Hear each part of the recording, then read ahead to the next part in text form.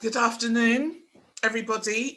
Welcome, and thank you all for attending this event. We have three speakers who will be presenting their work.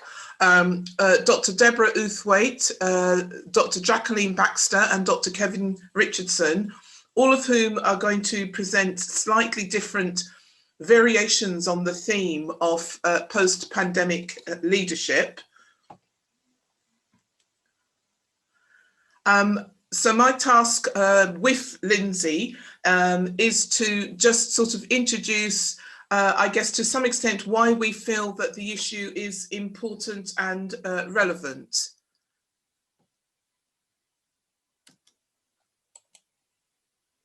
Okay, I'm trying to get the slides to move forward.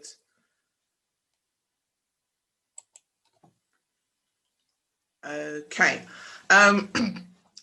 Lindsay is around and will be on camera later. My name is Dr. Carol Azuma-Dennis, and I'm based at the Open University, and along with Lindsay, I'm the SIG convener for the Bearer Educational Leadership SIG.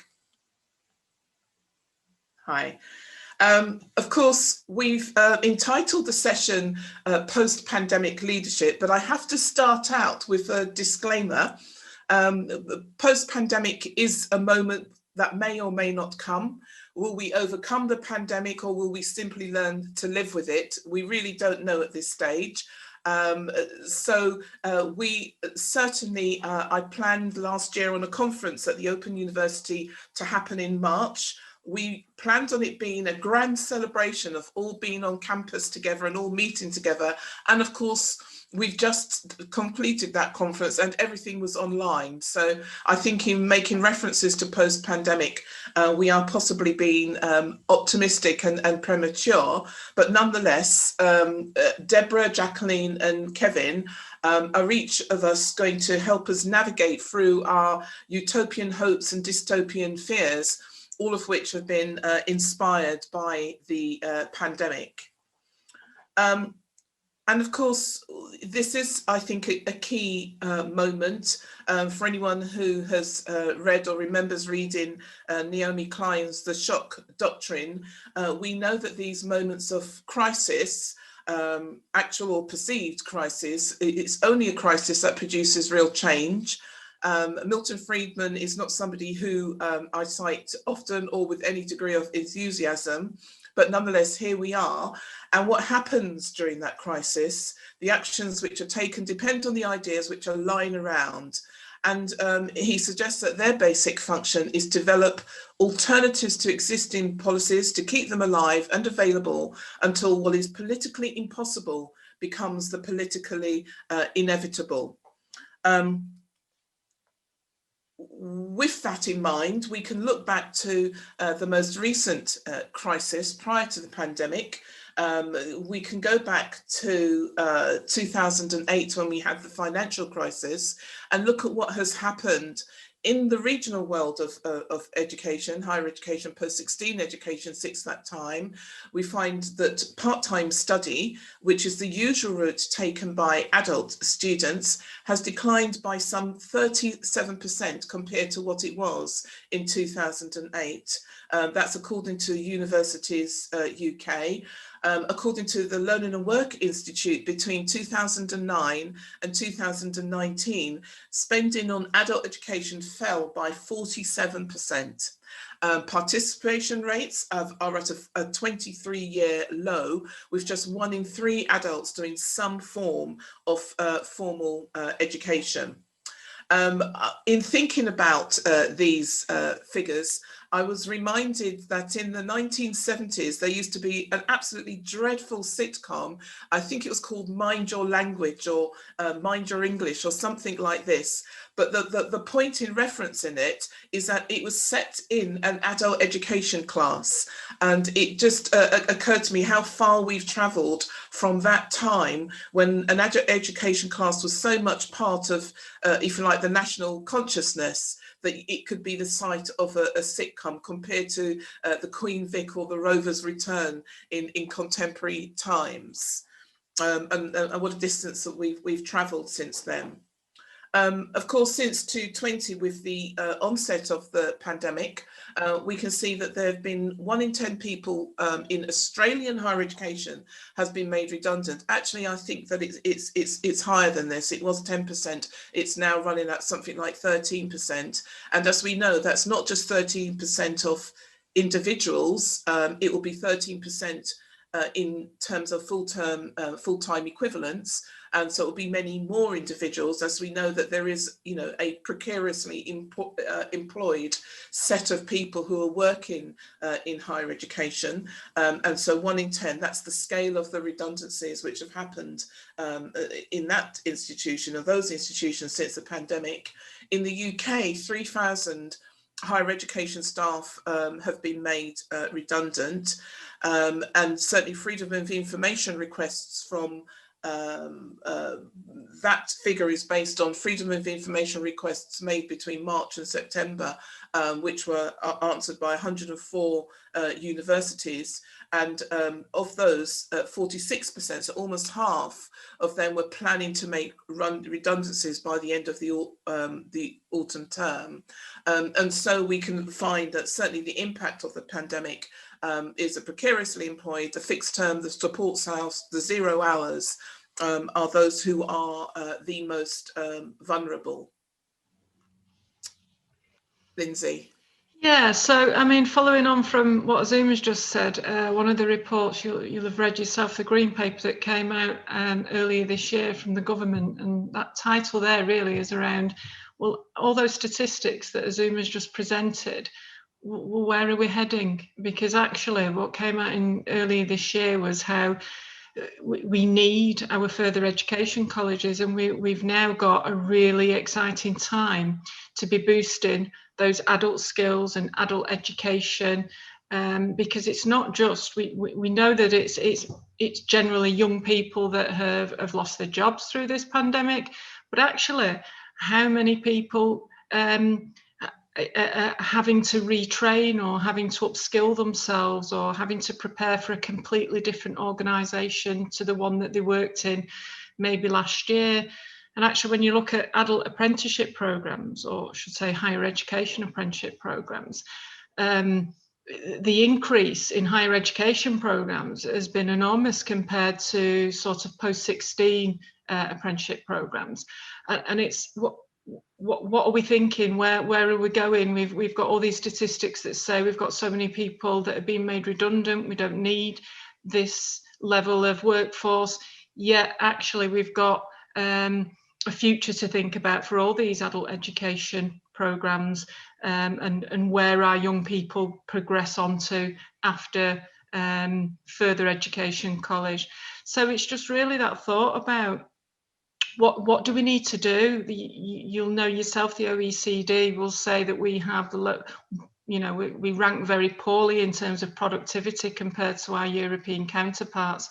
So what do we need to do as a country to get that back on track? That doesn't even think about the pandemic.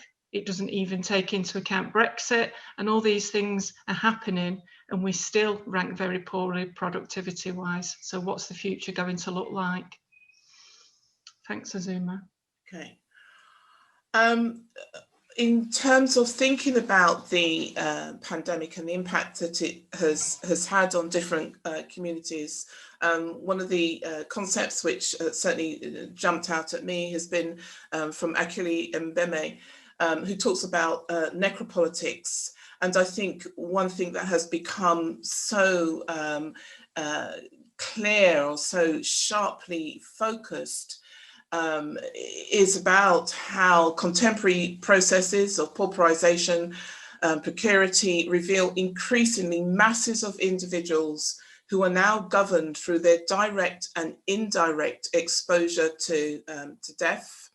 As Mike Parker points out, that like an acid eaten away at the flesh, COVID-19 has allowed us to see the bones of our social structure, to unveil inequalities. That means that some have to travel to work in care homes or delivering groceries, while others are able to self-isolate and edit books.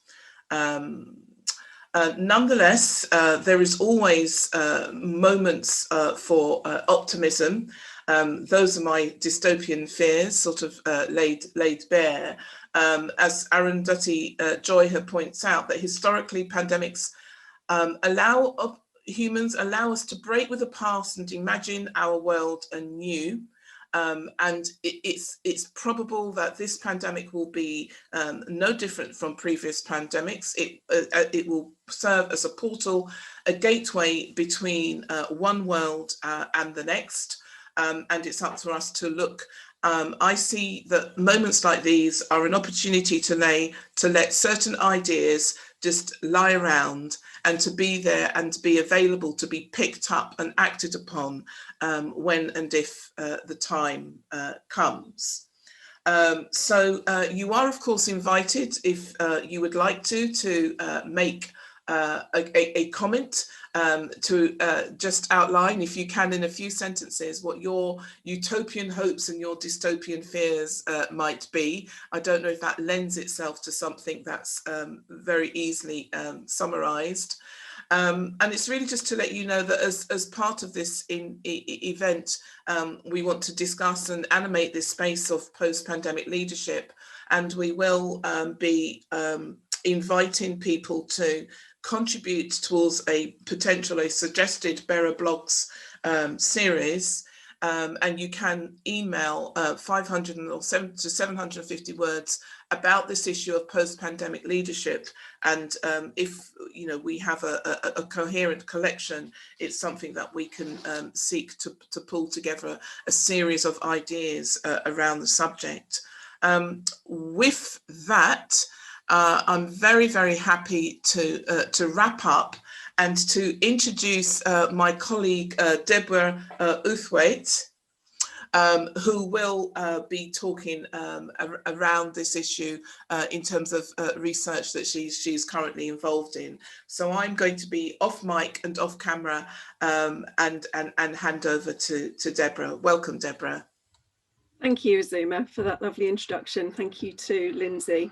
So I'm not quite talking about utopian hopes and dystopian fears this afternoon, but I am talking about what they look like currently in schools and some of the hopes and fears that we have as a consequence of that process.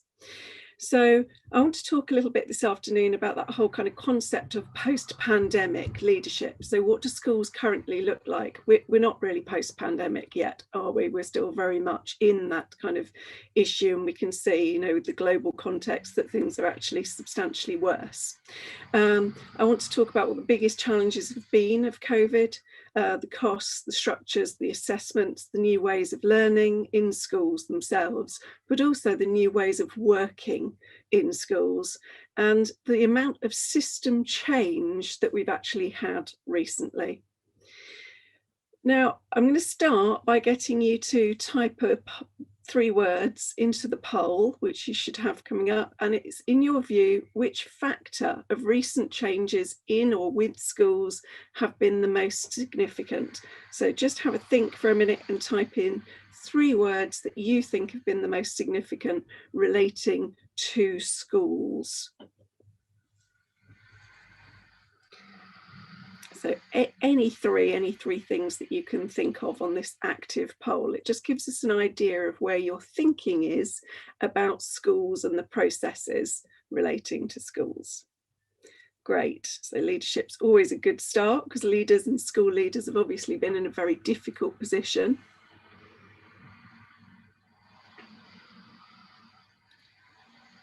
And the amount of change, and I'm going to talk as part of this presentation, as I said, about system change and the extent of system change.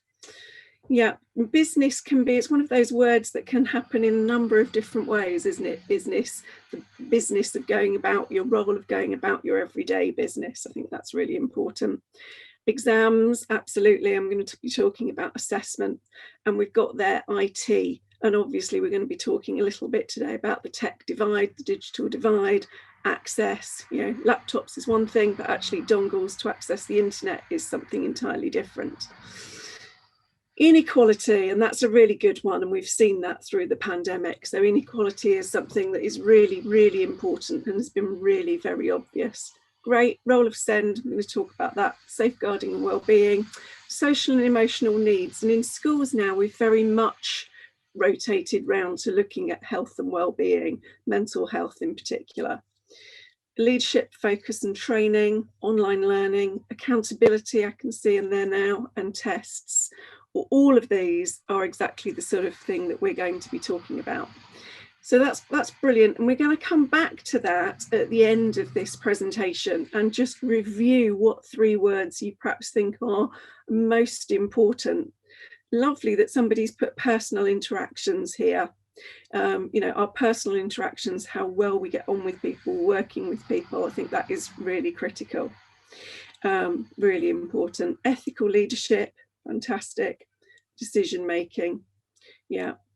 So chronic uncertainty, brilliant. Okay, so I'm going to move on, but as I said, we'll revisit that at the end of the presentation. I sit in the landscape of teaching schools. I'm the director of a large teaching school, and teaching schools were created about 10 years ago now by this government to occupy a space between schools and universities. So one of the things that we do, for example, is deliver school direct teacher training programs. So those school direct teacher training programs can cover all ages, and they're where students work much closely with schools than traditional university placements have done. But we've also been charged with delivering CPD to schools, which used to be part of the role of universities. And we've been involved in school-to-school support and school improvement work. I have an academic role. I've worked in universities and I have EdD students as part of that. I'm also vice chair of an organisation called BELMAS, which is about educational leadership, management, administration, and is looking at the role of where research meets practice. So the research that we do in and around and with schools and other forms of educational institutions and organisations as well. And one of the things I'm going to draw on this morning is in part, or this afternoon, is in part part of that role through the research we've done in our research interest group, but also some of the work we've done in the Women Ed community. And I'm a network leader for Women Ed. So I'm putting that there because it shows the space in which we occupy. So what are the challenges associated with the system at the moment? One of the things that we noticed in Women Ed particularly was that just after the pandemic started last year, we put on an event for women who were leaders or who were aspirant leaders aspiring to school leadership. Because our events are not ring-fenced any longer to the East Midlands, because they're happening on Zoom, we had an event last May with huge attendance. You know, the 500 Zoom maximum was filled. And it was really obvious that there was a real need out there for high quality continuing professional development, learning development, leadership development work with people in schools. And they'd had time through that, you know, everybody battening down in their houses in the first few weeks of the pandemic to have a think about how things worked and what they wanted to do. And of course, what we've seen is over that time, the demands on critical workers, such as teachers, has morphed, and there's been less and less time as the pandemic's gone on, less and less headspace available for that. What we've also experienced is that gender challenge. So the workload of homeschooling, you know, sociologists use the phrase quadruple burden. So where women do the emotion work in households, they do the workload associated with a partner, the workload with children, the workload with elderly care. I actually cared for my husband's 91-year-old grandmother for the 12 weeks in lockdown. She was discharged to us from hospital. So that was significant amounts of elderly care and the usual run of the mill of working and running a household. But what we forget often is that in our workforces, in education, in health, in social work, we have usually around 80% female professions. Education is no exception to that. So what we've had is a real challenge for female staff in the pandemic to do with homeschooling. So teachers taking their own younger children to school and increasing the risk of COVID coming back into their households as a consequence of that. And obviously that, you know, the issues and the challenges are distinctly there.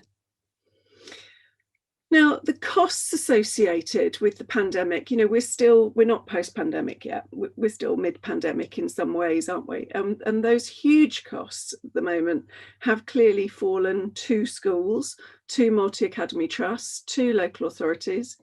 It's unclear at some points at the moment about which additional DFE funding pots cover various costs.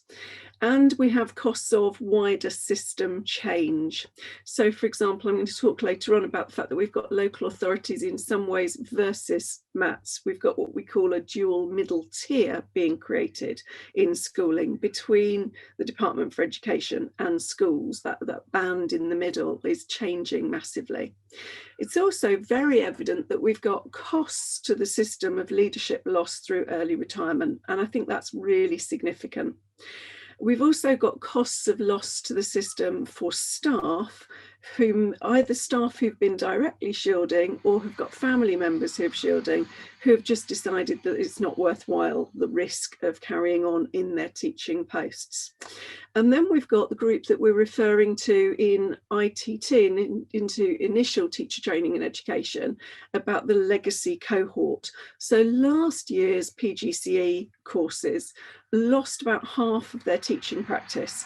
And what that set up is a group of people coming into school. We did marvelous things with those students. We did all sorts of things with them, but they did lose about half of their teaching practice. Now, at the end of the summer, the government gave trainee teachers critical key worker status. So this year, those students haven't lost any training, and my trainees this year have had brilliant experiences. You know, they've been part of COVID rotas, they've been on COVID testing duty, they've been doing all sorts of things. They've been responsible in a couple of cases for digital strategies, because as younger, we put IT up in that poll just now, as younger members of staff, of course, they're very ICT savvy. So that legacy cohort will still have some issues that roll through the system. And I notice, for example, as somebody who's responsible for an appropriate body and the running of an appropriate body at the moment that accredits teachers when they start their careers, I notice that we've got people asking, even though they're being signed off successfully on those milestones, they're asking for additional support next year because they feel they need that additional support. So I think there is a really interesting sort of set of issues there for us in schools. The other thing really is about schools themselves. Schools are highly structured places, as we know, and there are good reasons why schools have routines and keep to those routines. And COVID-19 has really intensified that process. So schools are now testing centres. You know, schools, I've got a daughter who's in year 11, she's mid-GCSEs at the moment. We can talk about assessment, but with that process of taking your COVID test twice a week, reporting that back, the amount of work that schools have done on tracking and tracing their students is absolutely vast. And what we know about placements, of course, is that some schools have been reluctant to have students. So although some have struggled to place from SCITS and from school direct programmes, actually from university core PGCE programmes, we hear on the ground that some people have really struggled with those placements. So we've got issues aside to that around school visits and additional programmes that we'd normally run in and around schools, and that in times like this, mid-pandemic, they are clearly problematic issues. We also have changes to structures, and I'm going to come back to this system leadership in a minute, but at the same time as COVID-19. So what you can see is a whole system in schools that's really under pressure. But first I wanted to talk about assessment. It feels at the moment like everybody's got a view or an opinion on assessment and whether or not students should have been trying to sit GCSEs and whether or not teachers should be assessing them in the way that they're assessing them. And after last summer's real issues that we had specifically in England about results, it's not surprising that we've got a real kind of national obsession going with England at the moment. But we know that assessment and actually teacher performativity is an ongoing issue. It's something that's been widely written and documented about.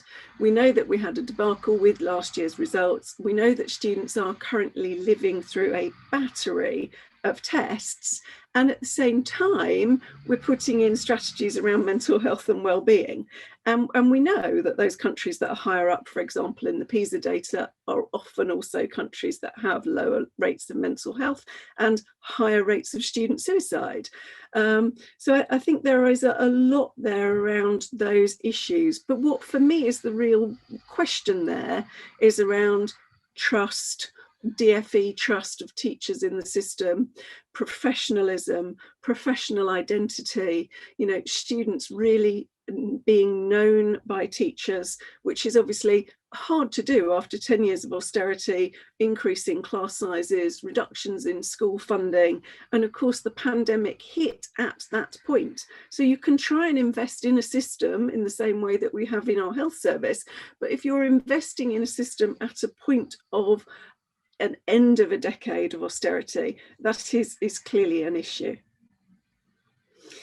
So new ways of learning. Schools are very good in some ways, and there are plenty of commentators, Michael Young, for example, being one of them around, who think that they're not very good in other ways of embellishing and showing new ways of learning.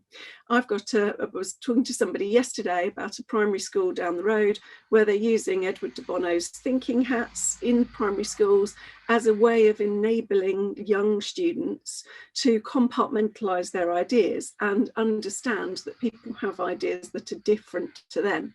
We live in a wider society now, with woke, with cancel culture, all sorts of complexities, that sort of amplification of social media, enabling lack of dialogue and less understanding of people coming from different points of view.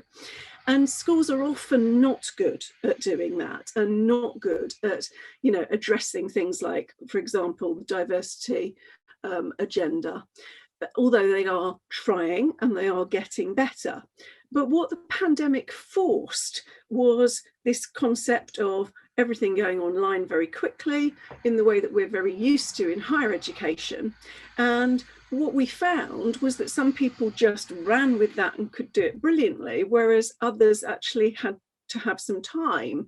And of course, when you're mid-pandemic, there isn't the time to upskill staff, there isn't the time to do that kind of training and that learning.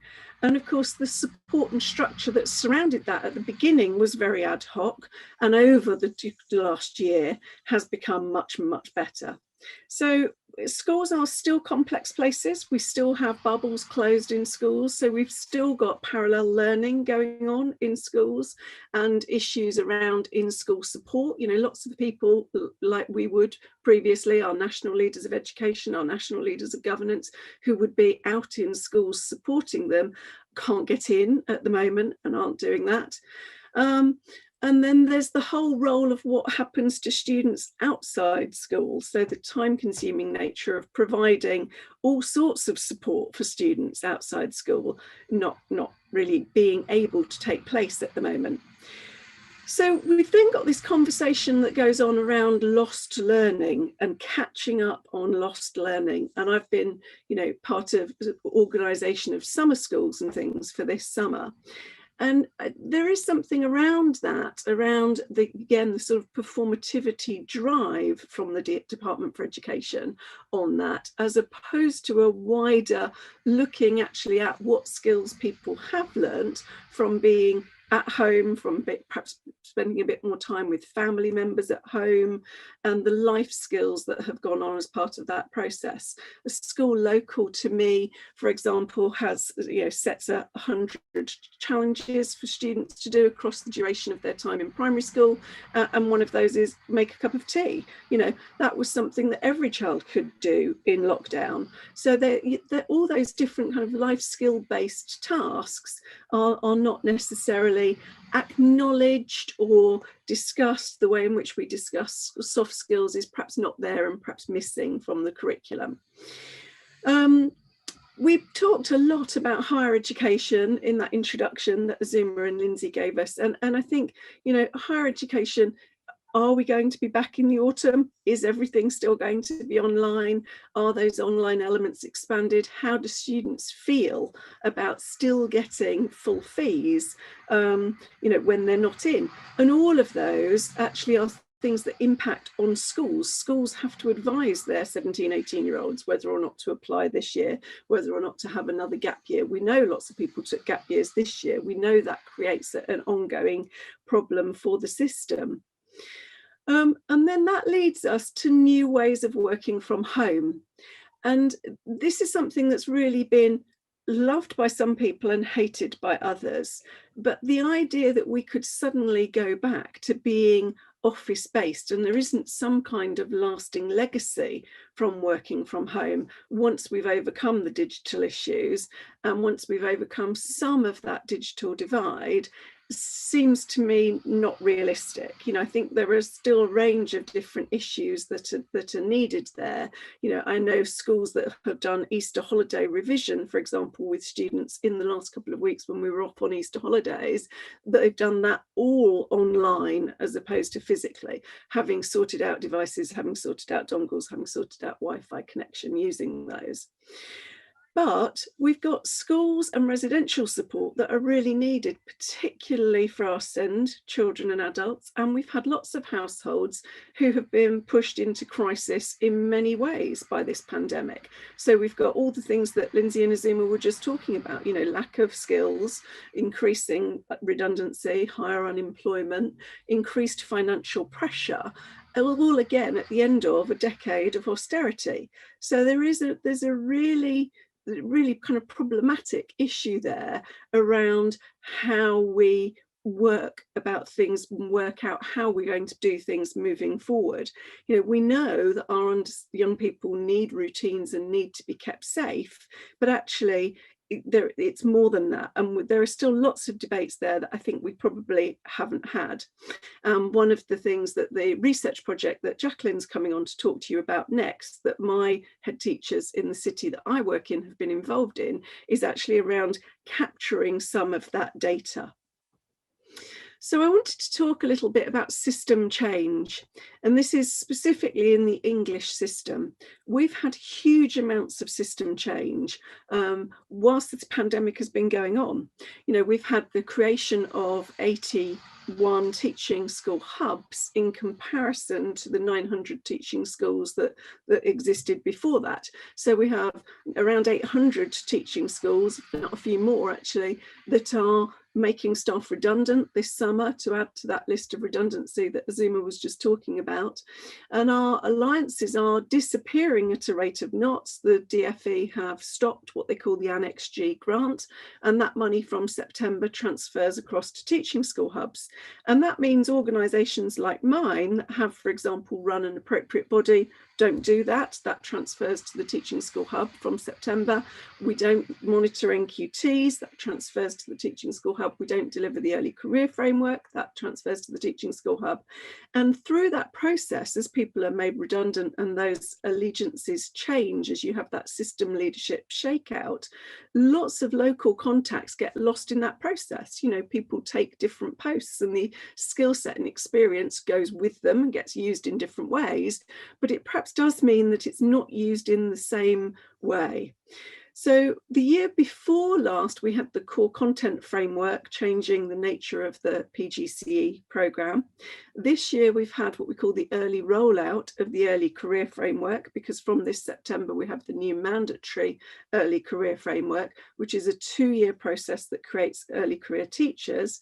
And we have, as I mentioned, new providers for appropriate body, many of whom, where teaching school hubs have been placed with multi-academy trusts, many of whom have not been appropriate bodies before. So these are new responsibilities to people in the system who haven't had that responsibility before. And then on top of that, in terms of what we call the pipeline of teacher supply, we've got new providers for national professional qualifications as well.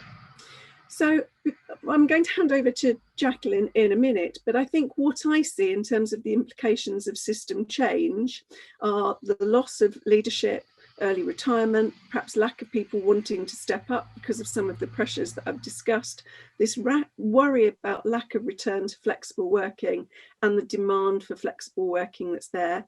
And what's needed is that structural change, and what we call in the Women Ed organisation the he for she mantra, trying to get equal gender representation, if not at least professional rates representation. Azuma. Hi, thank you for that, Deborah. There's so much there. I really like the sort of the what is needed, the he for she representation, and so on. And yes, the signs that we can see.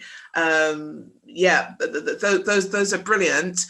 You do have a number of questions, Deborah, and we do actually have time at the end of everything to, you know, we gave time for a discussion of the key points raised, so we may well come back to some of those questions. For now, one of the most popular upvoted questions, I won't read out who they're all from, but nonetheless, I will read the comment. It may mean more to you than it does to me, because there are one or two acronyms here, so I hope you can make sense of it. I'm intrigued about the evidence that schools are happier with this year's tags. Now the paperwork is coming into schools. Our staff are wishing we had last year's system of CAGs. I can't see the questions, unfortunately. No. Last year's system of tags, TAGS. Is yeah, that so something? it's the teacher assessed grades. That's what I thought, as opposed to the coursework assessed grades. Yeah, I think there is. I think that, you know, we know we've got problems. People in schools, the students in schools at the moment, I think feel absolutely tested to their limits. And clearly, when you're testing students to their limits, that's an awful lot of additional marking you're generating for staff. So I think most people feel that stuff is far from perfect on the ground at the moment. The issue with either route, with either the teacher assessed grades or the coursework assessed grades, of course, is that they're different to what's gone on before, and there is still that lack of trust in teachers and in the profession generally. And I think either route is not perfect. People think the same thing about exams, don't they? I think that's a problem. Right. If I've got time, Azuma, I was going to go back to the poll just to see if anybody had a different idea following that about what those pressures and changes have been. Well, I think it's a grand idea, Deborah, and I hate to be a real meanie, but I kind of have got a time in front of me, and what we have is 1:40 for Dr. Jacqueline Outhwaite, who you've nicely mentioned in your presentation, and who I know, we all know, has to rush off fairly quickly.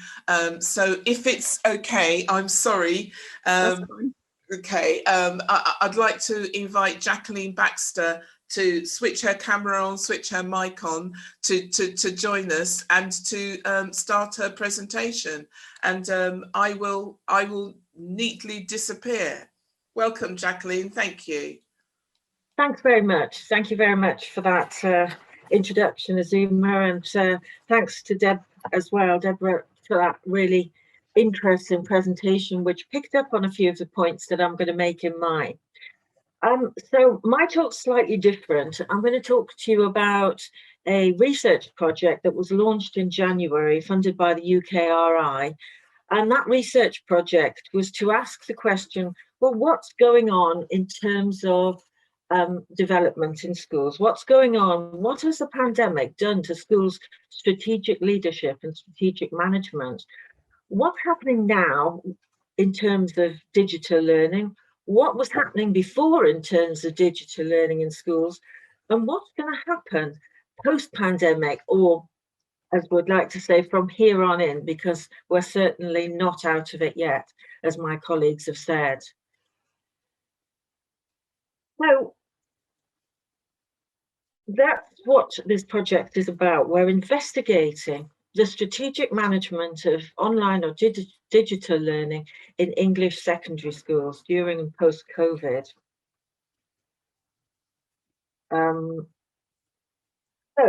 Just to start us off, why England? Why did we start with England? Well, England is one of the countries where schools have been closed for longest. So if you look at this diagram from the OECD, you can see that there's a group of schools in upper secondary and general education, lower secondary education, a group of countries that have had schools closed for the longest period, and that's of the 1st of February 2021.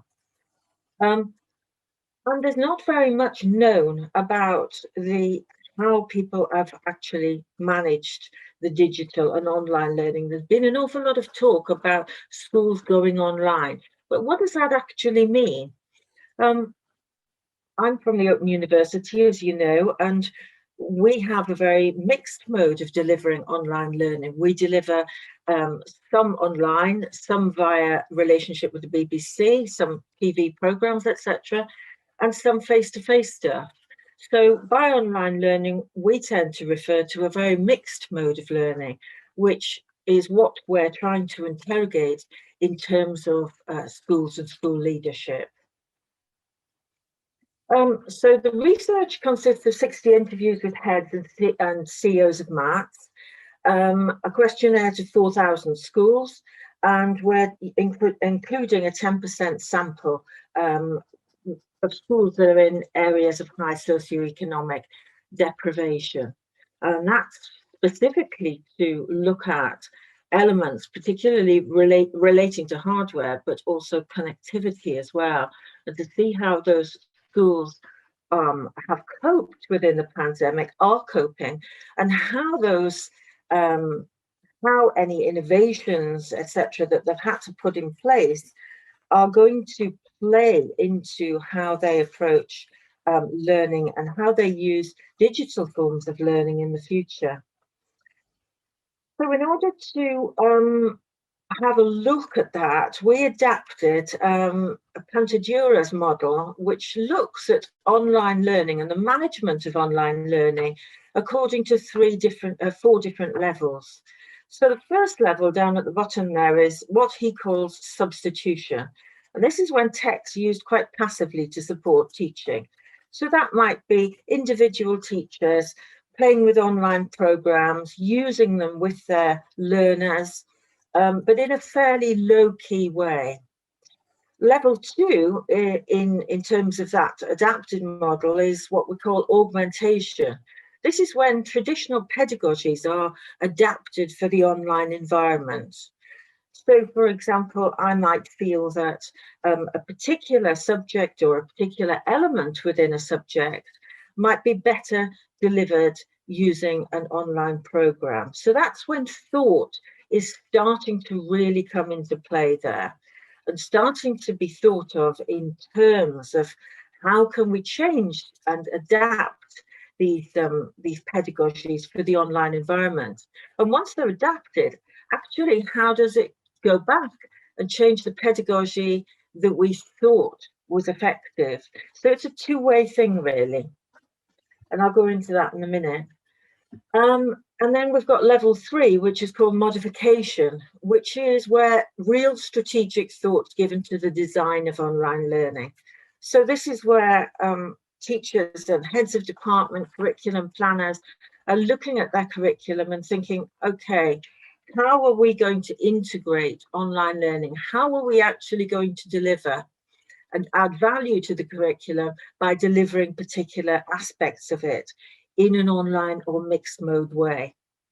And then finally, we get level 4, which is strategic planning for online learning, which is where the school leadership team or the Multi-Academy Trust leadership team actually looks at how are we going to do this with the whole school? How are we going to move parts of our curriculum online, and what value and benefit is that going to have to the learner?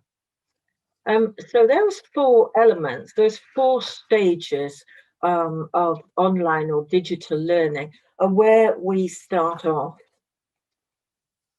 What we're looking at is we're interested to find out what was happening in schools before COVID, because again, there's not a huge amount of research in this area. There's quite a bit of research that looks into how individual teachers and subjects use and manipulate tech, but there's not very much about how it gets integrated into that school development plan.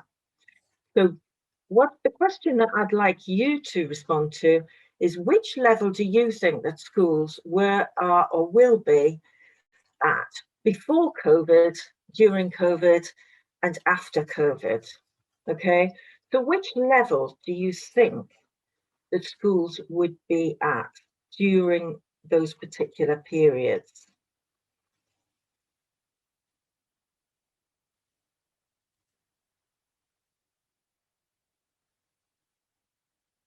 So first of all, let's look at before COVID.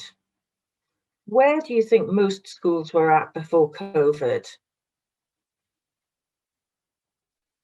Okay, and we're just getting some answers coming in now.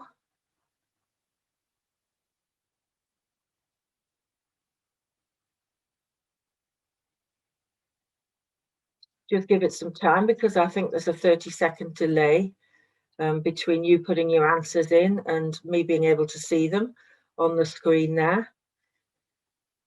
And it's quite interesting because we're seeing level 1 coming up quite substantially at 67%, whereas level 2 is also advancing at 43% now. We've got nothing yet at level 4 and level 3. Okay, I'm going to leave this slide here, because otherwise we've got no time to think about the during and the after. So many of you think that most schools were between level 1 and level 2. And doing some reading around the area and doing a literature review, which included looking at 200 school websites, we would have expected the same. That's kind of where we thought schools were at. And it's interesting that now we've got a 50-50 split between level 1 and level 2. So let's go on to, where do you think schools are now?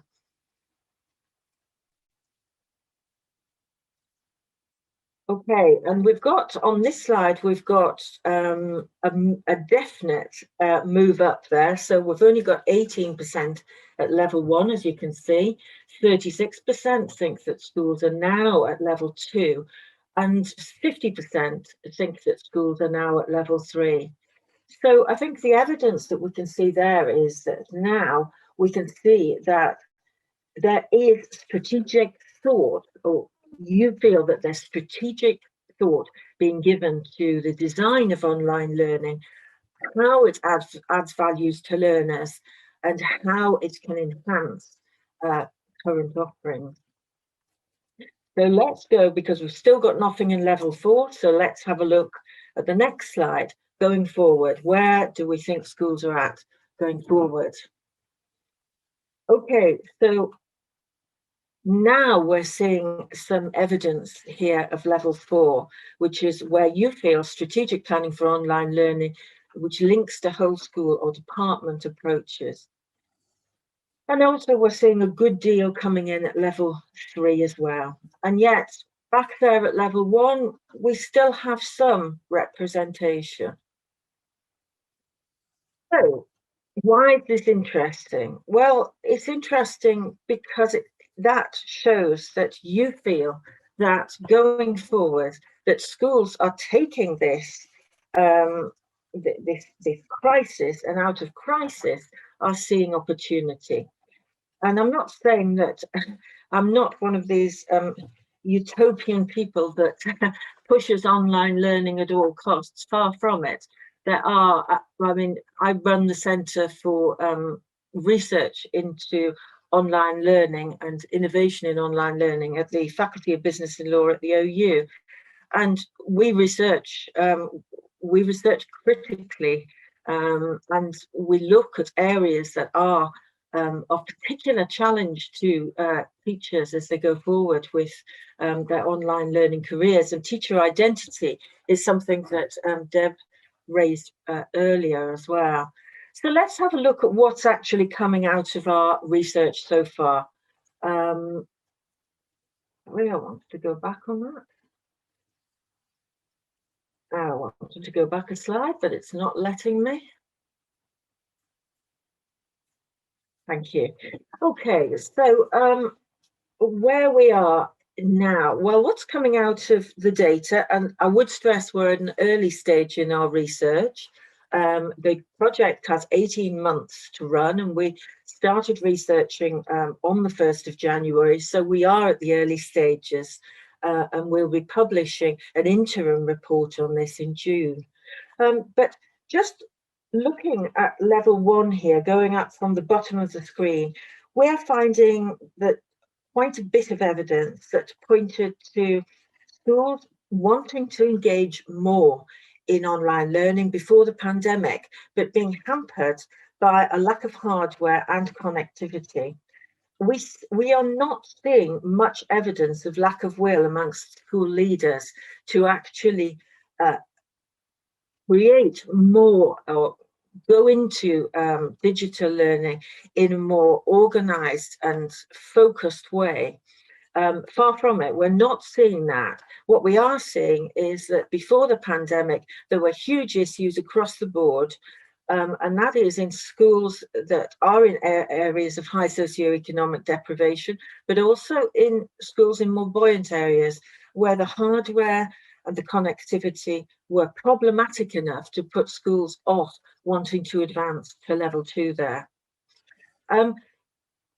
You were right in assuming that a number of schools were on level 2 there, augmentation.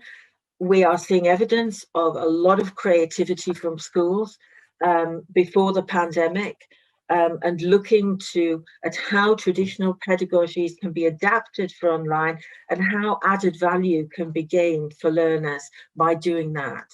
So there is evidence of that coming out. I would say that what we are seeing in the research is a huge difference between the first lockdown and the second lockdown. So heads are talking about the first lockdown being, all hands to the pump. You know, what can we do to get through this, etc., etc. Absolutely a million miles away from the approach to the second lockdown. And the discussions that have gone on in between and the planning, etc., is very, very impressive. It's inspiring, in fact. So from the second lockdown onwards, that we're seeing real evidence that schools are at level 3, and that they are really strategically thinking and have thought through how they can design that online learning offering and enhance their offer in terms of curriculum and also in terms of engagement of learners as well.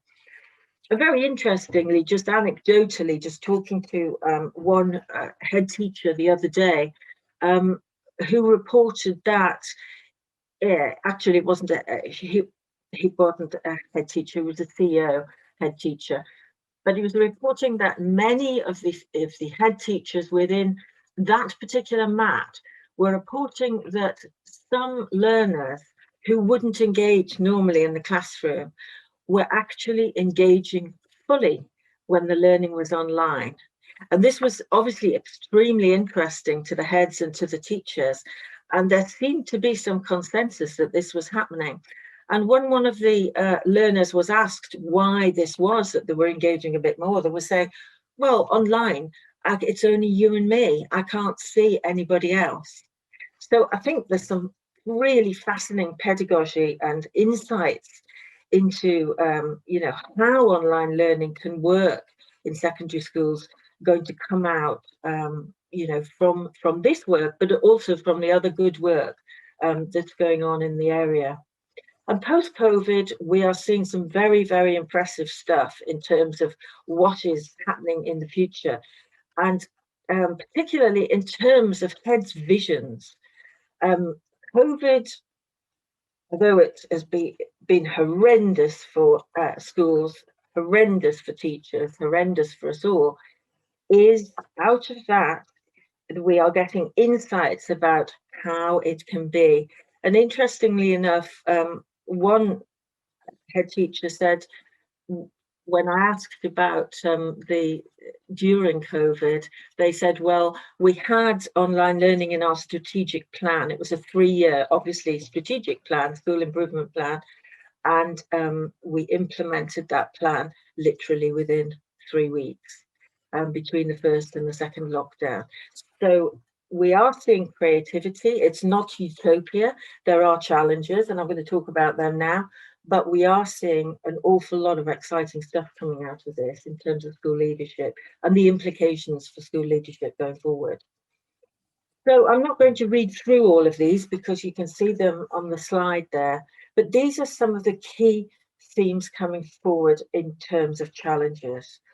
Hardware challenges, huge hardware challenges, particularly during first lockdown, but innovation and inspiration, and during the second lockdown, those hardware challenges do seem, to a certain extent, as I say, this is a very small sample at the moment, but seem to have diminished between lockdown 1 and lockdown 2. Obviously, the issues that Deb has gone into in great detail are all true. Food poverty, connectivity, digital poverty have all come up. Lack of teacher expertise on the one hand, but on the other hand, the immense opportunities for innovation, etc., and the way that teachers have embraced this, some teachers have embraced this as a chance to really innovate, is coming across very strongly. There are challenges over well-being and mental health, as there are for all the reasons that Deb mentioned, which I won't go into again. And there have been quite substantial challenges in terms of working out policies and protocols with staff, governors and unions. I mean, the Open University was established by Jenny Lee in 1964. And I mean, it's taken, you know, us sort of 51, 52 years to get this right. And of course, we're still working on it. So Rome wasn't built in a day. And these innovations, these new policies, these new protocols are now being worked out. Schools mentioned quite a lot of parental pressure, such as parents sitting in on teacher lessons, etc., which had caused some issues, particularly during lockdown 1. And also establishing a baseline for effective teaching. So the big question, and I think this came through in an interview that I did with Paul Campbell a few weeks ago, which is now published in the journal Management and Education, you know, what can we teach effectively online? So a real look at what was possible online and how it could be taught online was this coming through quite strongly. So there was no sense, or there is no sense, or through this research, that there was any sort of a scattergun approach. This was focused. What can we take from the curriculum and really teach effectively online? And teacher identity, which I'll go into in a minute. Am I out of time, Azuma? It's actually 2:00, Jacqueline, and I know that there's more that you want to say, but you may not know that there's quite a few questions which have come up in the Q&A. So right.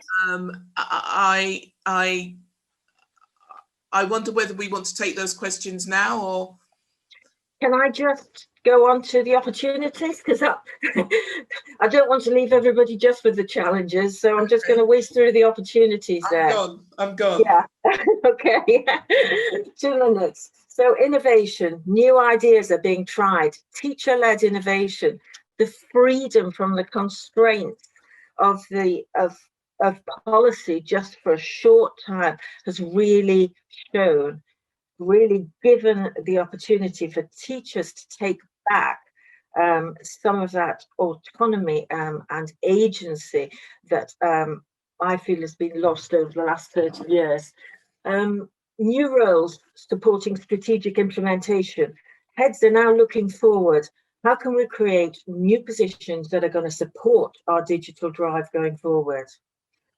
Plans going forward to expand provision after the pandemic or during the next phase of the pandemic. One school that we talk to, one MAT, is actually in the process of putting their entire curriculum online. That's over 15 schools. And vision. Yes, there are challenges and nobody wants to ignore those challenges, and there are challenges going forward, but there is vision now coming out about the potential of what can be. New language is being developed for talking about learning. So instead of homework, it's being talked about quite a lot, for example, as home learning. So interesting change in language there, which I think will make a fascinating paper in terms of the discourse that's going on in the area, and new modes of communication for people. So just to finish, you'll be able to replay this. That's our framework for analysis going forward.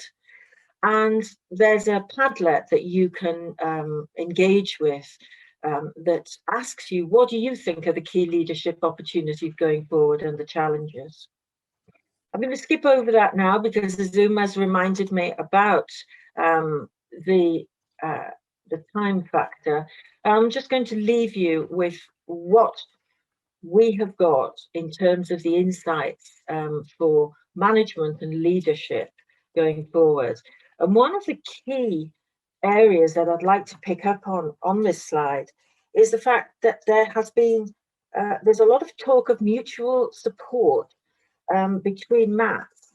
And I find that fascinating in the competitive environment of England, and the fact that over the last 30 years, this has been pushed, the politics and policies of individualism and competition over collaboration in terms of government policies, that appears to be a big pushback during COVID and from this time forth, and a different relationship between schools and communities due to the engagement of certain parents, obviously not all, and it has been problematic in terms of some learners, many learners, but there is a different relationship between schools and communities starting to emerge. And I think that too will be fascinating to interrogate in greater detail. So if you would like to participate in the survey, we would be absolutely delighted. We're circulating it through Schools 3 partners, so Derby Teaching Schools Alliance, Schools North East, and the key school leaders.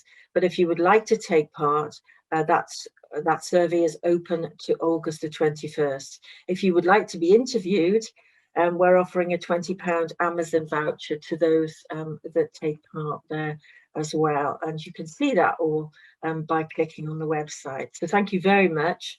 And I do apologise, Azuma, but I hope I've brought it in the last 2 minutes into time. That's fine. I'm going to apologise to Kevin if we just take 60 seconds of his time, because we should be handing over to Kevin at this point. But just to perhaps address at least the first of the questions that you have, is we assume that this change towards the digital is presenting schools with an opportunity. To what extent might we say actually schools and teachers are simply being coerced and forced to work in a way which is not natural, not the default setting? I think schools almost feel like face-to-face environments by definition. So how much are we pushing them to work in a way which is, which is not consistent with what they are? I think that's a really good question. And it's a question that I've heard many times before, and we'll certainly hear it. I'm sure you've heard it too, Azuma, in relation to the OU, that, you know, in terms of teacher identity, it's vitally important that a teacher believes that they're offering the learners the best experience that they can. And I think when there are problems, either be that problems with the hardware, but be that problems with the software, be that problems with learner engagement, then it is a challenge and a real struggle in terms of teaching identity, to feel that you're offering learners an authentic learning experience. And I don't think there's an easy answer to that question. What I do think it points out is there's a need for research into how those changes are impacting on teaching identities. Now, there's a lot of research on that being done in higher education. And in fact, it is one of my research areas. I did my doctorate in the online teaching identities of associate lecturers with Open University back in the earlier days when, you know, we were starting to go online an awful lot more. And I think it is an ongoing challenge, but I think one of the things that needs to be acknowledged that, and I think often there's not an acknowledgement, is one cannot assume that just because you can teach face-to-face, you can teach online and feel agentive and salient in that online teaching role. I think the assumption, and whether that's a policy assumption, whether that's a political assumption, or whether that's a management assumption, needs to be quashed first off, because there's a lot of work has to go into becoming and developing that online teaching identity. It does not happen overnight. So thanks for that question. Yes, I suppose added to that, I mean, you've talked about online teacher identity. I think we can also talk about sort of pedagogic strategies, which are sort of wrapped up around that notion of identity as well. And we can talk about the levels that you talk are really interesting. And, you know, the comment that you made about the number of the years that OU has been doing this and the number of years in which it's still developing its pedagogic model, if you like. So this is another question which I think relates like that to that. Do you think that there is a real emphasis on transmission as a mode of teaching rather than innovations which exaggerate, which recognize pupil involvement and pupil voice? And is that, you know, how does that feature in what you're finding? I think that's a really interesting question, because I think, yes, we go back to Shelley Turkle. Now, Shelley Turkle is a professor that writes a lot about online engagement, and she wrote a lot about online teaching in higher education in the very early days, back in the days Gilly Salmon was writing about online moderation, etc. And she talks about a teacher that is used to manipulating their environment in a face-to-face environment, using their whole body to manage the learning environments, etc., being reduced to a head and shoulders. And how does that make teachers feel? And we know, I think the expression that Shelley Turkle used was, we return to plodding. We're bricoleurs in the classroom. We can innovate, we can be spontaneous, and then we come to go online and we feel as if we're plodding again. And the research shows that this is quite common in people that are being asked to move from a face-to-face teaching environment to an online teaching environment, that from being the expert bricoleur in the face-to-face environment, they return in some way to the early days of their teacher training. And I think, you know, if you look at it from a perspective of identity, that is a difficult hurdle to cross. And I think that school leaders need to be hyper aware of that, because unless this is acknowledged that it's challenging, to go into that online environment, then we will see teacher attrition. And I think the biggest danger that school leaders, the biggest mistake that school leaders can make is to assume that just because I'm poetry in motion in the classroom, I can be poetry in motion online, and it doesn't necessarily compute. I love that. Our pedagogy is based on the concept of poetry in motion. That's fantastic. I don't think that anything can be said after that. So I'm going to leave us all with that wonderful image. And so thank you very much, Jacqueline, for a really stimulating presentation. We do have loads of questions, which I hope we can return to at the end. And with that point, I'd like to ask Kevin Richardson, Dr. Kevin Richardson, post-pandemic leadership in the FE sector, scoping the field, whether he would be ready to unmute himself, to put his camera on. Great, I can see you, brilliant, and invite you to start presenting, and I will retreat into the background again. Thank you, Az, and thank you, colleagues, because a lot of what's been said, although it's about schools, does reflect some of the challenges and issues that I'm going to be discussing with you now in the English further education sector. I was drawn to this task, this research, which has been promoted by the Association of Colleges, from which I've got 12 college principals involved in the research with me, who in the next 3 to 4 months, I'm going to be bringing it perhaps to a useful conclusion for myself and hopefully for people who want to read about this work. I talk about scoping the field, and I'm concerned about distributed leadership, the way in which leaders in FE colleges choose to execute their duties. If we've experienced something clearly quite traumatic for the education sector as a whole, is this an opportunity to revision, to transform an approach to leadership in the FE sector?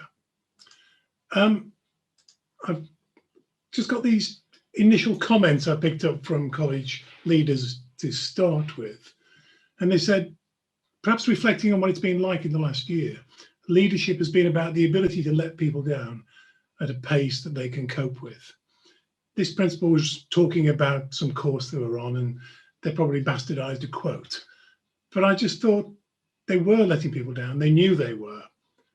But they had to do it incrementally because they were being let down incrementally. And they talked about not working from home, but we're at home in a pandemic trying to do some work, which is a little bit like what Jacqueline was saying about online learning. It's also much easier to close a college than it is to reopen it. That was done incrementally, and then March the 8th, they opened again. But they were open, like schools, in part throughout the last year. And also in terms of leadership training, there was no textbook for the training that this principal had to do. For the work they were doing, everybody was looking at them. So the pressure was on the leaders, and I'm asking the questions, what are they learning about their leadership style? What are they learning about their people? And will it change them as a leader, or will we be going back to the old normal, back to how they were, if and when they perceive, or the policymakers and government and funders tell them that the crisis is over? But what drove me was to find something about how it's impacting on strategic thinking and how colleges are going to potentially remodel, to understand what leaders have learned about themselves in the last year. And I've taken those 5 themes, which I'll be coming back to later: curriculum planning and development, enhancing standards and learner outcomes, the provision of a safe and a supportive and secure environment, communication with stakeholders, and the future management of college income. And at the bottom, I wanted to put the words tactical response, operational management, ongoing learnings, and then strategic insight and repositioning. Because as we know, this was to quote Alma Harris and Michelle Jones from 2020, it was a perfect storm with imperfect leadership responses. So people have been getting by.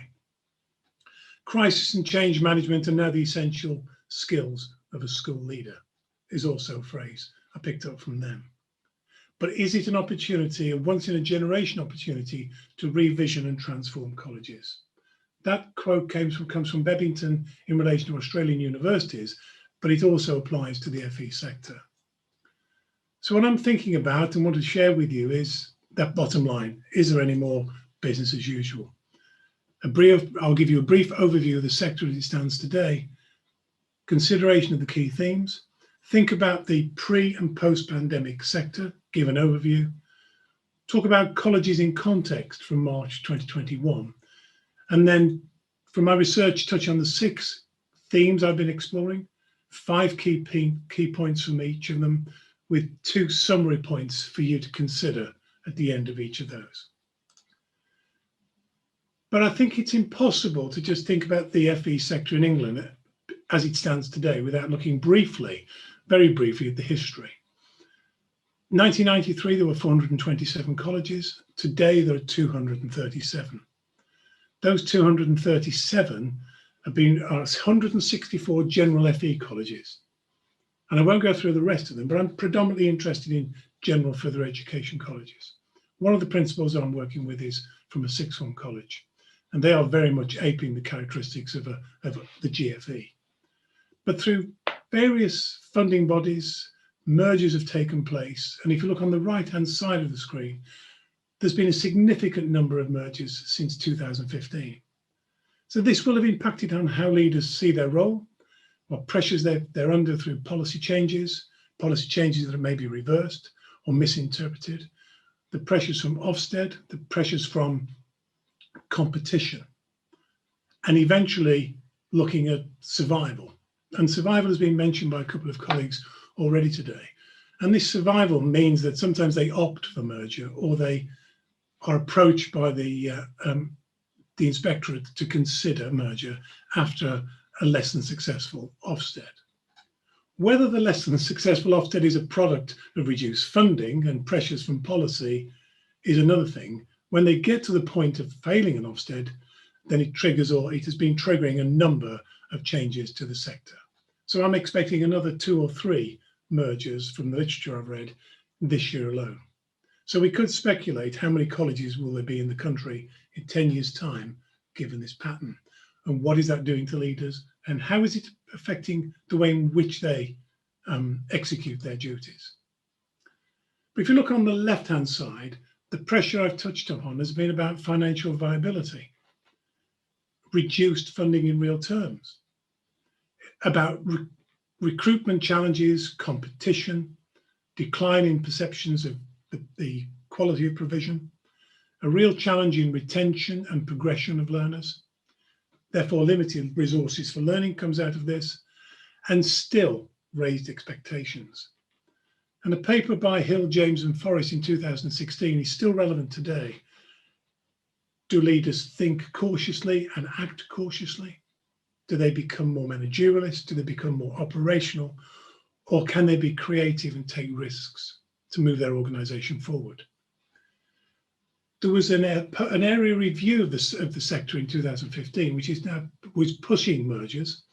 It was useful to have that particular area review, but the area review itself was a product of past failures and possibly some of the funding I put on the left-hand side of the screen. So are we moving towards a post-interventionist environment? And principals are thinking about, well, are we really competing? Are we moving towards what was just discussed, a collaborative culture with schools, with other colleges? We'll be moving towards a sector that's shaped by localized practice-based knowledge, as opposed to chasing the income wherever you can find it. Ewart Keep has written some excellent reports, and devolution and localism has been talked about.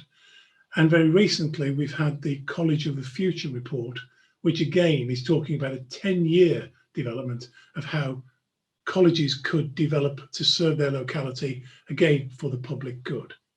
So reform, competition, and moving towards more collaboration, that will change the way in which leaders perceive their role, perhaps.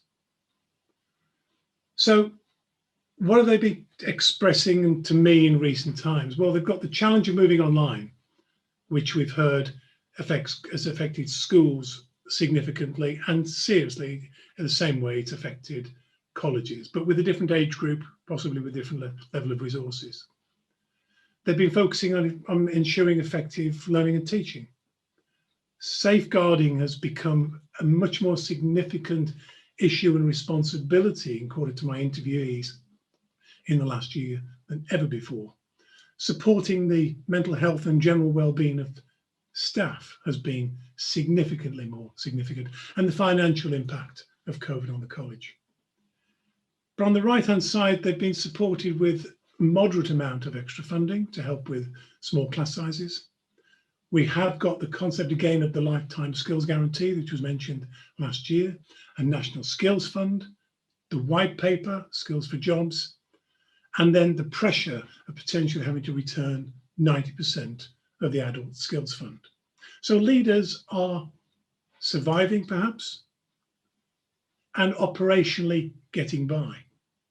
So concerns for staff, maintaining confidence in the college and in the college leadership team, which is significant, living in the here and now, but thinking about and planning for the future, and beginning to consider the impact on their recruitment of what's happening in secondary schools now. Do they have good relationships with schools? What is the recruitment going to be like? And what are the long-term challenges associated with recruiting students who may not be ready for a post-16 curriculum?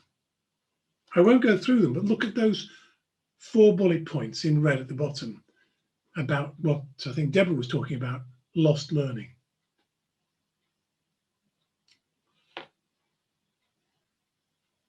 Performing below expectations, providing extra tuition, and not always having the devices they need. And again, as I found out, many colleges were teaching over Easter. What I'd like you to do, if you would, is this short poll, which is, could you highlight for yourself in those 6 points, could you put them in order, please, in terms of revisiting the strategic priorities of the college, undertaking a complete curriculum review, planning to prioritise blended learning throughout the college, undertaking a full risk analysis, investing heavily in all aspects of learner support, and review the terms and conditions of employment for all staff. So there's the slide. I'll give you some time to think about what the most significant leadership priorities you think a principal is or should be looking at. Thank you.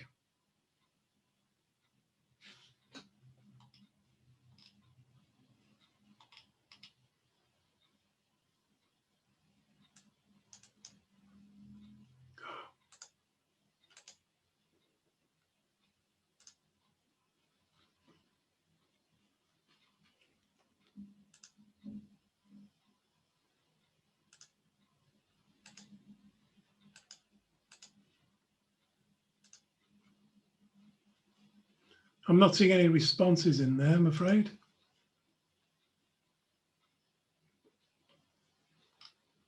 Oh, I am. Thank you. Thank goodness for that.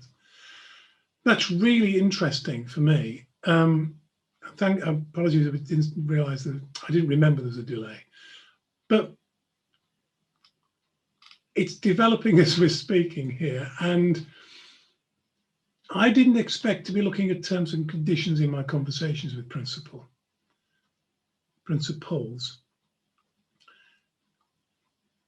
And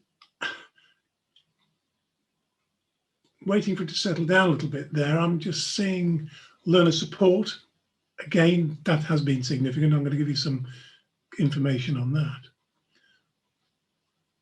Risk analysis, yeah, that's been looked at. And I think it's quite significant pressures on them. So what I've found from my research so far, and I'm going to address those points as we go through. Taking advantage of a crisis has been said. Change of leadership style is being considered. Working against type has been the norm in many instances. A need to learn more about staff or evidence that you care more about staff. working on the fine line between directing and collaborating and listening more effectively. But there has been opportunities to review the strategic plan and to fast track planned changes. So classically, opportunism creeps in there. Curriculum planning. There has been a review of curriculum offering. They are now looking at a sustainable post-pandemic curriculum, a blended socially distanced delivery model as the norm. Course closures are emerging. And again, for the first time in my experience, a phased and staggered start to the year. So evaluating provision in contribution terms, is it making us money or are we losing money? And then the fully blended offer is being considered. Standards, it's critical to maintain or hopefully enhance standards. But again, this means investing heavily in learner support has been touched on. Spending money that's in excess of what the government are giving to help colleges through the crisis. Invest significantly again in devices, and coming to terms with what the cost of lost learning and the challenge of the transition from school to college. But putting learner support at the heart of the college is one of the key messages I'm learning, but time is still needed to embed what were short-term fixes. Safety and support and the secure environment for staff and learners. The shock of the safeguarding issues that grew, a growing concern about radicalisation has been experienced, and a heightened need to be aware of what staff require, and move perhaps towards a new flexible contract or flexible working as the norm. Heightened expectations of parents who have become not demanding, but want clarity, and a greater emphasis on listening to the learner's voice. So health and well-being and the need to support is absolutely critical. Communication with stakeholders was possibly overdone. They're becoming increasingly consultative, or is that for now? But also an emphasis on surveying staff and learners on a regular basis, with possibly more use and emphasis on engaging with college governors. So working out how and when to be directive and when to listen, and the potential of more efficient use of technology with and for colleagues in the future being considered. And finally, there's a significant pressure on college income. There has been since 1993, but investing in the digital infrastructure is seen to be critical. Planning now for a post-COVID budget, creating the time to review the existing liquidity plan, and assessing and reassessing the risk framework for the college. Living in the here and now has been one thing that has been the norm, but this long-term sustainability of colleges is still in focus, and moving from operational necessities to revisioning medium-term tactics and longer-term sustainability is the order of the day. So those are my 4 headings. So what have people learned? And in summary, they have been reflecting on their leadership style, but there is a move to more back to leadership as usual. There is a reinvention of new ways of working, and that could affect terms and conditions. There is a new understanding of how people learn, young people and adults, and what they need and how they need to be supported. And they're moving from an existential threat towards a new set of leadership opportunities and leadership behaviours. Thank you. That's really interesting, Kevin. Thank you for that. Some really brilliant insights which are offered there, and it's good also to see your references at the end of that. And you've kept to time, I think, sort of to at least to some extent, which is also appreciated. We do have some questions in the chat, and I'll fling the first one at you and see what we can make of it. Where is the evidence of good governance in further education? What do you sort of base that that assertion on. And with regards to college institutions, and in particularly the corporation boards, ESFA, DFE and IFATE, not all of those resonate with me completely. I hope they work better for you.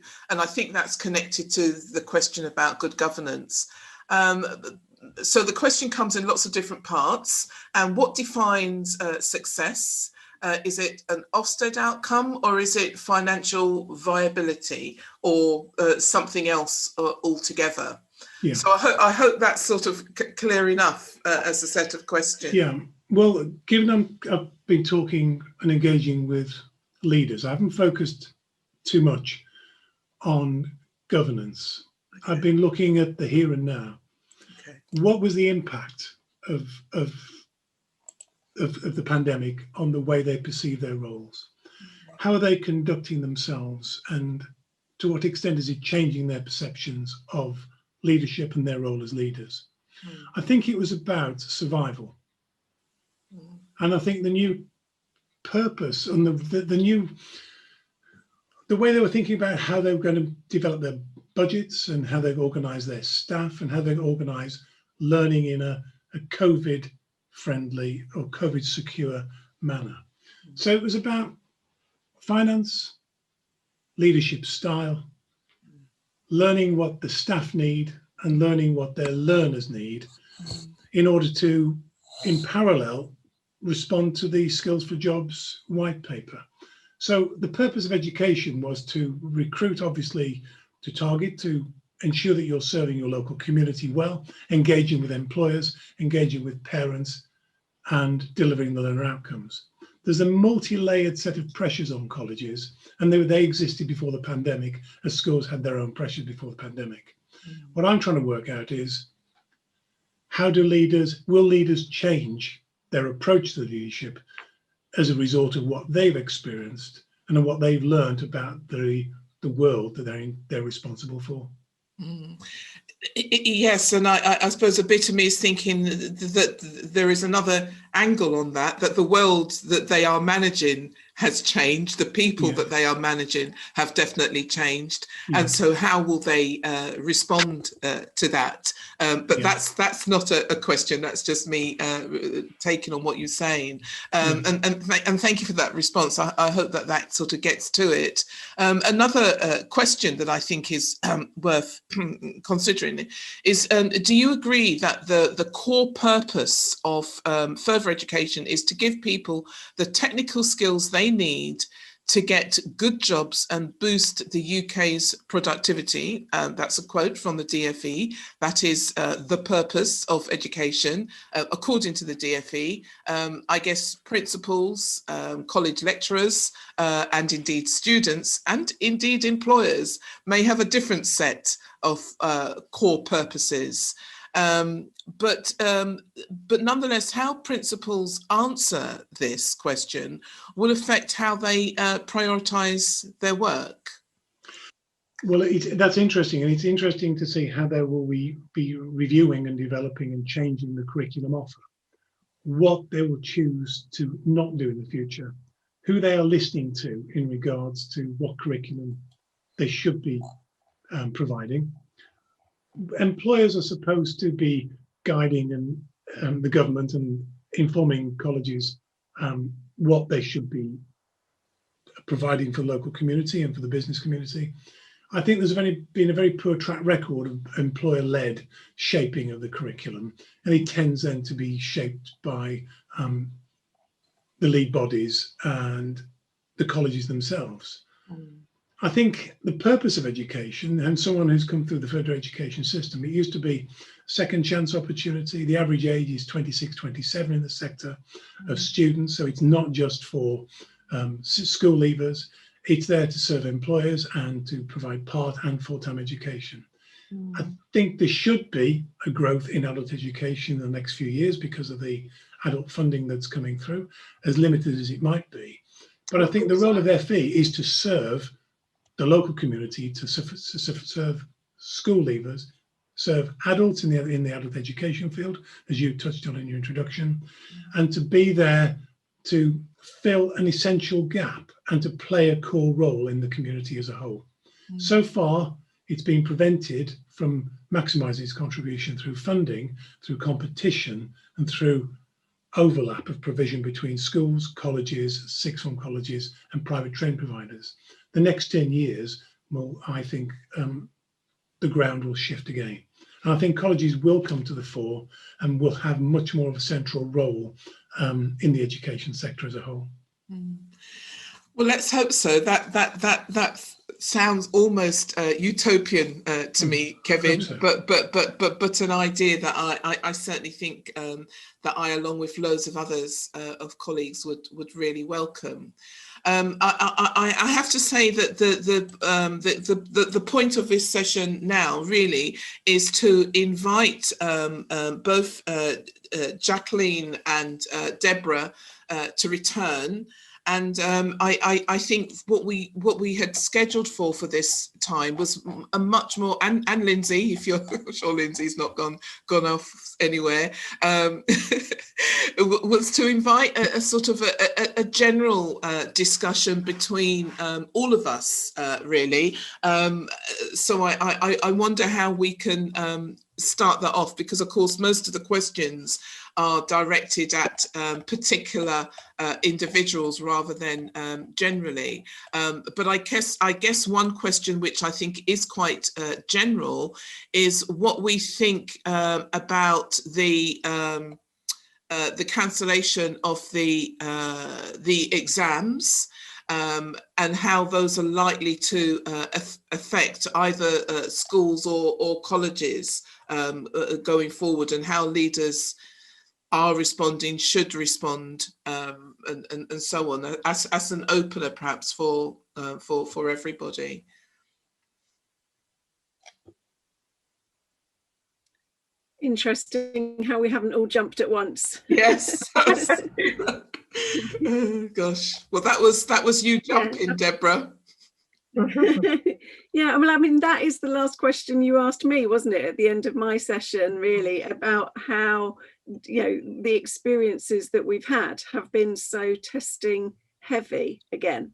And I come back to the fact that we're in a performative culture, and inside a performative culture, that's what will happen. I'd be interested actually in Kevin's view on how that operates differently, of course, in the FE sector. Yeah.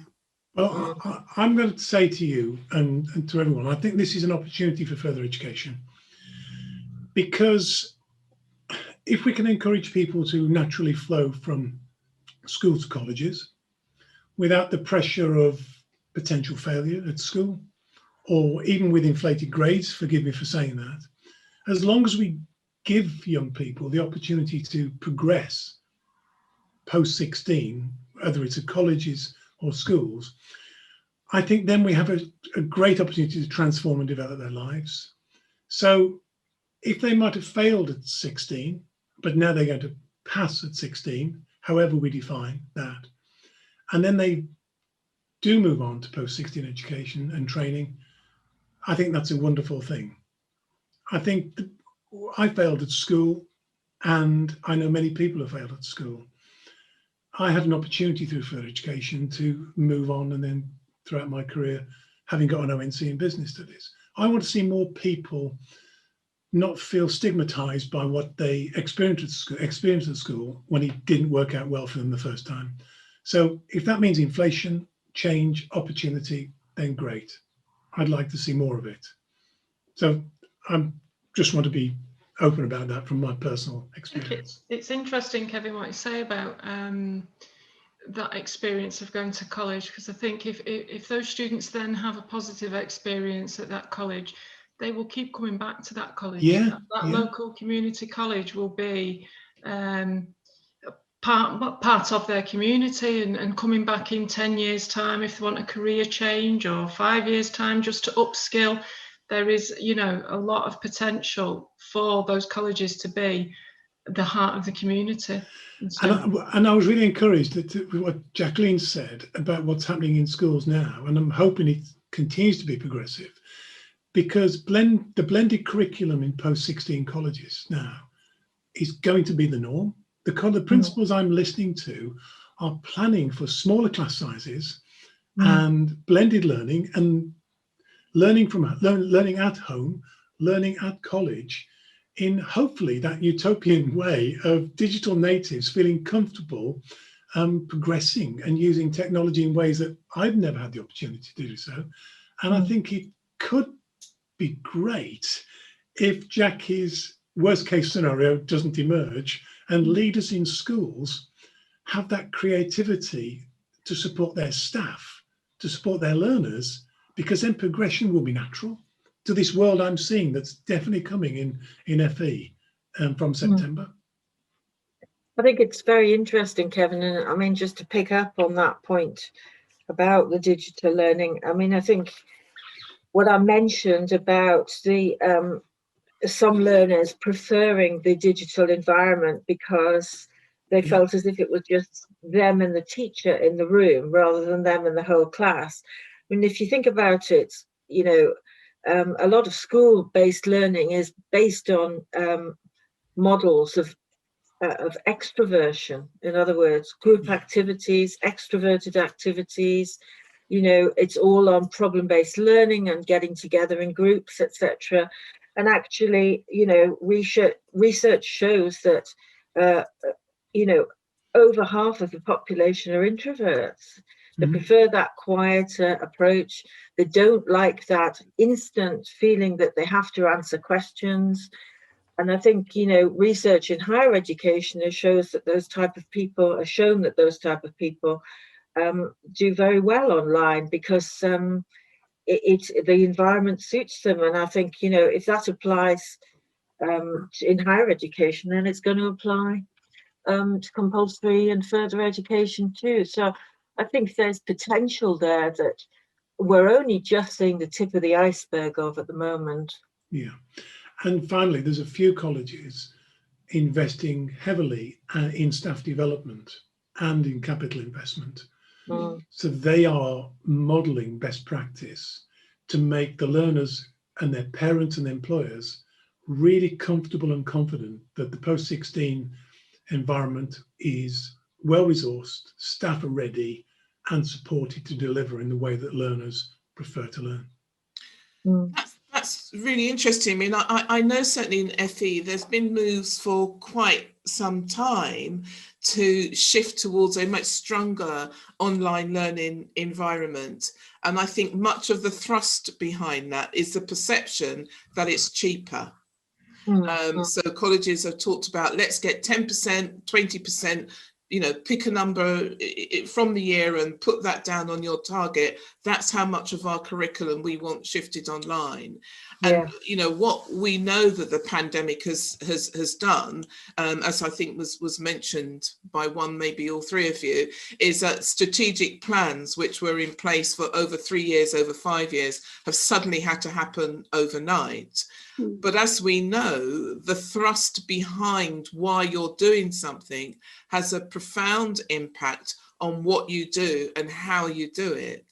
So I kind of like wonder, you know, how we balance out those two, you know, this move online because it's cheaper and this move online because there's a pandemic and we have to do it. And what the impact of that is in the long term for how online digital learning is integrated into colleges and schools. And that is exactly the balancing line between the utopian future and the dystopian future, isn't it? I mean, it would be great, wouldn't it, with the propensity and increased propensity for working from home. You know, clearly that offers more flexibility around the opportunity for shared parental leave and for female promotion and all sorts of things actually in education and in other sectors. But that dystopian future of increased use of performativity, because people can log on and see how many hours people are working online and can monitor the quality by dipping in and out of lessons and things, are kind of running in parallel, aren't they, as future opportunities? That's really important. Yes, it is important. I think a lot depends as well on how, I suppose, how online learning is seen. I mean, a lot of people, I mean, I was listening to Stephen Ball's presentation the other day, in terms of, you know, his view that the relationship between the tech giants and education has arguably gone up, you know, a few notches, and, you know, whether that was a good thing or not. And clearly, obviously, the downsides of that is the incursion of that kind of side of the business and the consumerism even more into education, and you know, what the outcome might be of that. But then on the you know, on the utopian side, then several head teachers we've spoken to have see that as nothing but a good thing. So I think it is a fascinating balance, isn't it, really, in terms of the way ahead. And Lindsay was touching on earlier about adult education. You brought that into the conversation, and I'm feeling adult education could suffer again when colleges focus on, instead of 30 in a group, 5 groups of 6 with online learning, because that is the right thing to do. It's the safest thing to do. But that means something else may have to go. And we know there's been a history now of adult education being cut because it didn't make a contribution in financial terms. So we could have a smaller curriculum that's more effective, more dynamically delivered, more creative, but other things slip off the edges, and adult education and other courses across the college could be cut. So we're celebrating one aspect of the blended curriculum, but we're killing off the things that don't make money, which is the classic challenge. Yeah, and there's another form of tightrope walking there, in that a lot of our provision is now by what are termed charities. So if you look at the teaching school landscape and the rollout of the early career framework, you've got a big 6 providers for that. If you've got the national professional qualifications that are coming online, we've got the big 9 providers for that. If you look at your adult education provision, actually a lot of that has gone to charities like the Workers' Educational Association, breaching the gap and bridging the gap that has been there and has existed for a long while. So you've got other organisations, some of which are DFE led in an English context, and some of which are coming up or you know, partly organically, to try and deal with communities that they've you know, had long-term links with. Good point. There is some interesting questions just coming through about how I suppose the online learning and the whole conversation around staff and what it means for staff in terms of flexible working or more flexible working, what it means in terms of retention. Staff, I know some statistics Azuma gave right at the beginning, the loss of staff in particularly FE and HE is huge, whereas in schools we're struggling. We've still got a recruitment and retention crisis, haven't we? And so, what does all this mean? The thing, Lizzie, what I was thinking about earlier, and it's great to talk about the potential growth of shared leadership and the theory and the practice of that. But it'd only take 1 or 2 college principals to change the terms and conditions of service of staff. And then you've got another right-wing agenda creeping through because an opportunity has presented itself. And then it'll be, well, if you don't do this, we could lose jobs and we won't be serving the community, etc. You can develop a rather challenging narrative around terms and conditions because of all of this. And that worries me. And you touched on the recruitment and retention agenda there, Lindsay, as well. I mean, our recruitment, of course, because of the pandemic, has suddenly gone through the roof in schools, because people have seen, you know, hopefully people have seen the positive role that teachers have played in their children's learning and have thought, I would like to do that. Hopefully that's why they've done it, not just because of redundancy and job insecurity in their own career-changing professions. But for this coming September, I've recruited more career changes into our School Direct programme, you know, than we have to date in a year group. So, you know, recruitment is not the issue.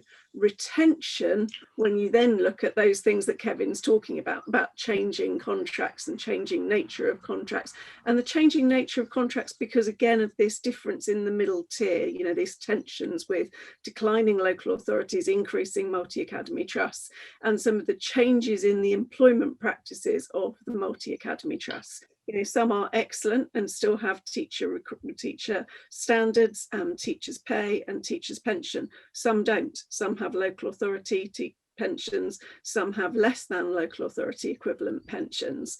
And they are, you know, the accountability of that in the system is quite significant, I think. Yeah, and I think also the support going forward is going to be so important for those teachers that are coming new into the profession. That ongoing CPD and the recognition that teaching is changing, I think is vital. Oh, Deb's gone. I hope she returns. We have another question from somebody, a participant, who asks about evaluation and quality. Do we foresee any changes in the provision of school, college evaluation Ofsted priorities taking place post-pandemic? And I must say I'm particularly interested in that question for me in the context of this notion of lost learning or lost legacy learning, the phrase that's used. We have these markers of where we think people ought to be in their learning at certain stages, ages, and clearly they're not there because they've just not been in the kind of schooling that enabled them to get there. So, you know, just to fling that into the mix, do we think there are likely to be changes in Ofsted process of evaluation? Observing online lessons, for example, observation has long time been controversial, especially in terms of grading. Is that going to change? And is the notion of, you know, people making the progress or achieving what the expectations are, however abstract, is that likely to change as a result of the pandemic? I'd just come to that in relation to the legacy cohort that we had last year with the PGCE students, as opposed to the legacy cohort that we have in schools with children, and this kind of catch-up agenda that the government are talking about a lot at the moment. So, you know, people said to me, well, this year group have lost half their teaching practice, you know, but they still went on to get jobs last September. You know, you don't compare a BEd that's lasted maybe 4 years with a PGCE. These are both equivalent, or with somebody who's done the assessment only route. These are different accepted routes into teaching that have different amounts of practice. So in some of the contexts where we've discussed legacy cohorts, these have been really kind of almost missing the point. You know, these are people who are coming in young, often into the profession, really keen, great ICT skills, and actually in many ways able to hit the ground much faster than experienced professionals who had to rejig what they were doing because they didn't have any prior experience of that. Whereas these were new young professionals often who were learning that way for the first time and so have taken to it like a duck to water. And the same really applies to children in schools. You know, the idea that actually children, you know, not all children clearly. And when you have things like high rates of domestic violence and job insecurity and economic insecurity, clearly that has an impact on households and children and their capacity to learn. But for plenty of other children who haven't been in that position, the idea that some time away from school, some unstructured time, you know, all the things that children often don't get these days, isn't in some way beneficial for them for creative spirit and things. I think it's quite an interesting one in terms of that utopian as opposed to dystopian future. I think the idea of children personally having unstructured time away from the close attention of the teacher is just a beautiful concept. But I wonder in terms of the assessments, the SATs, when they write the comma, does it point to the left or does it point to the right? And, you know, one way is correct and the other way is incorrect. The kind of very restrictive in my mind, the very restrictive measures of success and achievement that schools are expected to work to, I wonder whether that unstructured time feeds into the kind of conformity that is, in my view, is expected of children. And that is really, I think, in terms of, you know, their life, let the flowers bloom. It will be it's a beautiful moment. But I fear what it means in terms of schooling, or I think there is a question to answer in terms of what it means for schooling.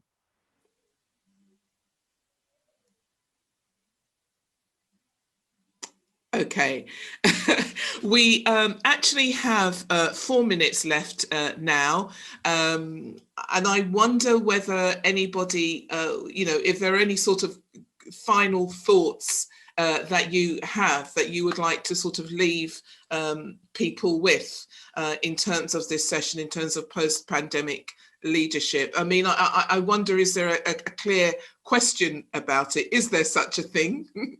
Is it going to be the same as pre-pandemic leadership? Does it change because it's had to? What's any sort of final reflections from colleagues on that? I mean, I think if I could come in first, I think that we can't emerge from this crisis without being changed, and I think that applies to leadership as well. I think there is no going back. There is no going back to the normal. It may be a new normal, and that new normal may be utopian or dystopian, depends on how the opportunity is captured. And I think that some leaders will embrace the opportunity and take it up and run with it. And I think other leaders may not, and they may be constrained and worried about the way that it's opened up so many different areas and so many different challenges, and possibly leave the profession as a result. But I think what's going to happen is there is going to be changed, and that what that change is and how it plays out over the next 5 to 10 years, I think is going to be fascinating, particularly in relation to the sustainability agenda as well, and how we can make education across the board more sustainable. And I think thinking of that alongside the parallel of the changes that that COVID has brought, it is going to undoubtedly profoundly change the future of leadership and the future of education. Okay, that's really clear. Thank you. Deborah? Yeah, I very much agree with that. I think that's where our challenge is. And I think some leaders will embrace it and will have the capacity to embrace it, and some won't and will be left behind in that process. I think as a system, you know, those people are always the forerunners. We saw, for example, the response to the Black Lives Matters protests last summer. Some schools, some leadership teams way out in front in terms of responding to queries from students in schools, others way behind. And I think the response to post-pandemic leadership is in a similar category, really. Okay, that's brilliant. I'm hoping to be positive about all this. The principals will reflect on what it has meant to the people they are leading, and what it has meant to be a learner, a parent, an employee in this last year. And the ones that have survived in terms of being able to give every student a device, a laptop, the ones who've been respectful of their staff and supportive and have listened to them are the ones that are going to come out of it really well, particularly if they reflect on what they've learned about people and how they should engage with people. What I'm worried about are those colleges whose budgets are stretched. They couldn't afford to do all the things that the wealthy colleges could do. And the ones that are focused on the here and now, and will always be focusing on the here and now, and slip back to the old ways because survival mattered more than some more of the creative solutions that we're aspiring for them to bring forward in the future. So money matters, leadership matters, but what have they learned? And do they understand the people, the categories of people and what they need? And are they putting them first? And I'm rather hopeful that they will be addressing those points. That's a really brilliant summing up. Thank you very much. On that point, I think that it's time for us to wrap up. It's actually 1 minute past 3. So we are complete. Thank you everybody for participating, and thank you all for your comments and your questions. And I'm sorry we weren't able to get to all of them, but they are here as a record, as is this presentation. So on that point, we'll say goodbye, and we hope to see you at a future event in the very, very near future.